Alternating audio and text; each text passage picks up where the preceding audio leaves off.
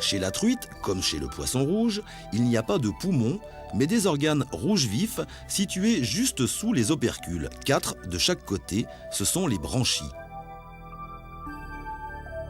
Chaque branchie est portée par un os en forme d'arc.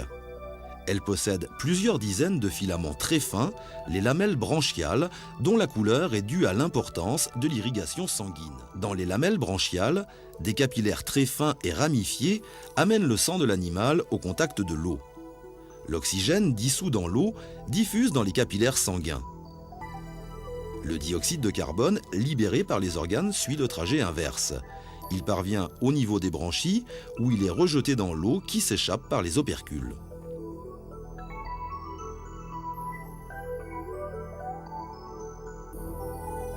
Les branchies sont des organes particulièrement efficaces pour extraire l'oxygène de l'eau.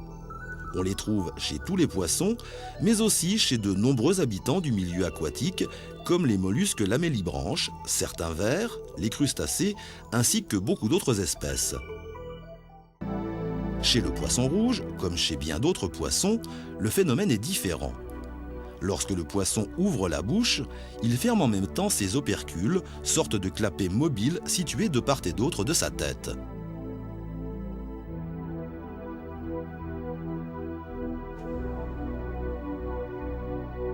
Les joues s'écartent légèrement l'une de l'autre, ce qui aspire un peu d'eau à l'intérieur de la bouche. Celle-ci se ferme. Un court instant plus tard, le poisson comprime légèrement ses joues et ouvre ses opercules.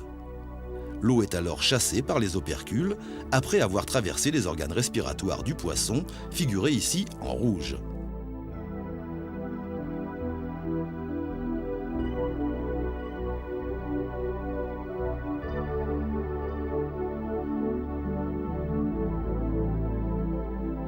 L'alternance du mouvement de la bouche et de celui des opercules assure ainsi le renouvellement constant de l'eau au niveau des organes respiratoires de l'animal.